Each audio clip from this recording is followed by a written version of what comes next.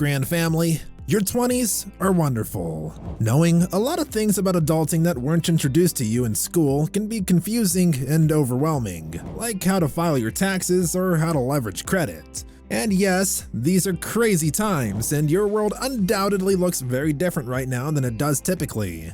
But once it's all said and done, now is still a good time for you to appreciate your independence, organize your finances, and position yourself for success in the future. Here are a few practices and habits to consider that will make living as an adult much simpler. I've included some advice that I wish I'd been given to me when I was younger, as well as some life lessons that, as I approach my 30s, have had a significant influence on me. My list of things to do in your 20s are presented in this video. 1. Create a plan. You folks hear me say it all the time. Have a broad vision for your life before you can even begin to set objectives. Spend some time daydreaming and thoughtfully considering what this might look like in practice. Don't be scared to dream big. When your existence is over, what kind of person do you want to be? What goals do you have for your time on this planet? How do you want to help people and advance humanity? You'll be able to establish more precise objectives to get there once you've established your bigger picture. 2. Establish and follow a budget. I'm aware that a budget, you're likely asking yourself. I don't require one, but that's great for math nerds and my father. Reconsider, my pals. The most effective method to maintain financial control and increase your wealth is to use a budget. Additionally, it gives you the flexibility to spend money because you're aware of how much you can spend on food, dining out, clothing, and other expenses without going overboard. 3. Master the art of saying no. Listen, refusing something doesn't make you rude, frugal, or a failure. It simply implies that you're aware of your limitations and will not overstep them. Saying no is a sign of self-control, whether it's declining a freelance work, a date, or a social invitation when you know you can't afford it. There'll be times when you want to say no, but should really consider saying yes, such as when a friend or member of your family truly requires your help, or when you have the chance to volunteer and change the world. Avoid using self-care as a justification for selfishness. It's up to you to make smart decisions about how much you can manage and how much time you can devote to other people. 4. Be mindful of your mental well-being. Never undervalue the importance of discussing your ideas with a therapist or counselor you can trust. It doesn't make you strange or indicate that you have problems. Another great method to look after your mental health without going to counseling is to spend time talking to your friends, exercising, keeping a journal, taking a day off work, going to bed early, or taking a nap. Whatever will let those bottled up problems out. 5. Establish an emergency fund. It's crucial to put away 3 to 6 months worth of expenditures in an emergency fund before you even begin to pay off any of your debt, if you have any. Keep it in a different account from your bank one. Things go wrong, and you need to be prepared to pay for them in cash so you don't incur debt. Just to be clear, getting a rental vehicle in the event that your car breaks down or, God forbid, being forced to miss a significant amount of work would be considered an emergency. It's not an urgency if you want a new phone because the iPhone 50 just came out. For items like that, you set aside money from your weekly or bi-weekly budget. 6. Establish quality relationships. Not abundance, but quality. There's nothing wrong with having a lot of acquaintances, but I personally prefer a select group of close, genuine relationships rather than a large number of superficial ones. Don't put yourself under too much stress by attempting to be there for everyone all the time, because it requires time and effort to invest in your relationships. Find solid, complementary connections as well as a role model or mentor who you can look up to and learn from. 7. Pay off all of your debt. Kicking your debt to the curb will do more than anything else to ease your load. You're not alone. I know it sounds scary, particularly if you have a lot of debt from student loans. You can pay them off more quickly than you could on any standard repayment plan. I swear, if you put some intentional thought into it and work diligently at it. And once you do, you'll have much more freedom to follow your interests and objectives. 8. Rent a place.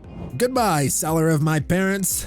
In your 20s, it's crucial to have reliable employment because having your own apartment or sharing one with a roommate is a wonderful experience. Additionally, it teaches you a lot about keeping your space tidy, preparing your own meals, and paying expenses on time. It's a fantastic method to develop responsibility. 9. Intentionally date. You're all waiting for this, I know. What I mean by dating deliberately is as follows. Going on dates and getting to know people who share your values will help you find someone who would make a good spouse. And if you know you want to get married at some time, do not date merely because you're tired, lonely, or because the Subway employee wrote his number on your sandwich. That's a waste of effort and unproductive. I apologize for dropping the truth bomb, but some of you need to hear it. 10. Acquire a new talent. You know that skill you always wish you could master? It's now or never to learn an instrument, prepare your beloved dish from scratch, edit photos, write a novel, or etc. Let's face it, if you don't have children yet, you probably won't ever have more time or energy to devote to following your interests than you do now. 11. Spend more time with your family. When you're busy with adult life, it's easy to lose contact with your family, but staying in touch and spending time with them, even virtually, means the world. You won't have them eternally, so make an effort to see them, because they're the ones who raised you and know you the best. I'm aware that not everyone's circumstances is the same, and that family dynamics can be complicated. Don't forget to spend time with the individuals who have supported you along the way and treated you like family. 12. Invest. As long as you've completed step 7 and you have 3 to 6 months worth of expenses saved in your emergency fund that is completely funded, start putting 10 to 20% of your earnings into your company's 401k, a Roth IRA, cryptocurrency, the S&P 500, or whatever after that. Just get started as soon as you can with saving. 13. Visit a place you've never been. Many people avoid traveling because they're concerned about the cost. And before making any travel plans, you should definitely make sure you can finance it. You can now find excellent travel deals during the off-seasons, since you aren't in school and your vacation time isn't restricted to just the summer, Christmas, or spring break. To discover the best deals, check out online resources like Google Flights and Kayak. You'll remember your travels for the rest of your life. Definitely worth it. 14. Eat healthy.